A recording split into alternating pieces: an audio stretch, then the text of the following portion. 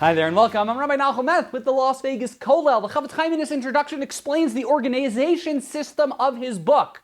And he points out there are two sections to the book. There are the laws of Lashon Hara, of evil speech, and there is a section on the laws of Rechilos, the laws of gossip mongering. Now, there are two separate sections because the laws are slightly different. The laws of Lashon Hara is when you go ahead and you say something negative about somebody else. If I go over ahead and I go to Bill and I tell Bill something silly or negative that Jim has done, so that's Lashon Hara. I've spoken negatively about Jim. Rechilos is creating animosity between two people. So if I go over to Bill and I tell Bill, hey, do you hear what Jim said about you? So by doing that, now Bill is not going to like Jim. I've created animosity between the two people. And the Chofetz Chaim organizes his book by dividing the laws into two separate sections. One is the laws of Lashon Hara, and one are the laws of Rechilos. And the Chofetz Chaim in his footnote says, you might be wondering, the laws are so similar between the restrictions and prohibitions and all the laws between Lashon Hara and Rechilos. Why bother having two separate sections? They're almost identical.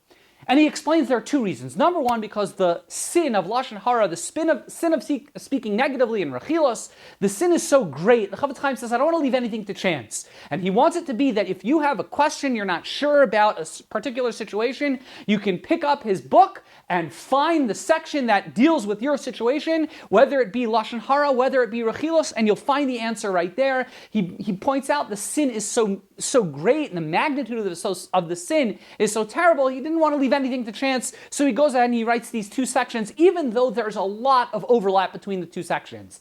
Secondly, which is the answer that I find to be most fascinating, the Chofetz Chaim says, don't be so quick to assume that the laws are the same.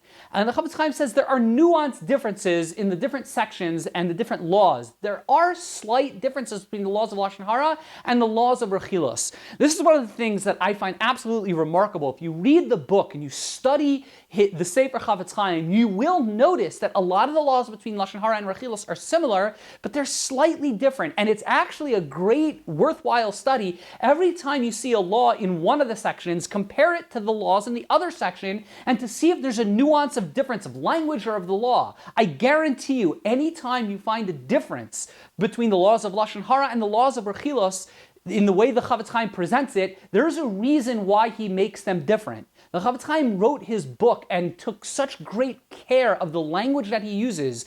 He was very particular. He does not write things, quickly and out of haste. He was not sloppy. Every word was written with tremendous precision. And if the law is written one way in the laws of Lashon Hara and it's written slightly different in the laws of Rechilos, I can assure you that's not by chance. It's not the Chofetz Chaim being sloppy or careless or not being particular. The Chofetz Chaim was very, very precise in his language and how he organized the work and why he says one thing over here and one thing over there. And it's actually a remarkable thing to do is to study these laws with real eon, with real depth, and you'll see that there's a reason why the laws differ in place to place. The Chofetz Chaim wrote this book with tremendous care and tremendous precision. Let's not take his language for granted and recognize the language that he uses is tremendously precise.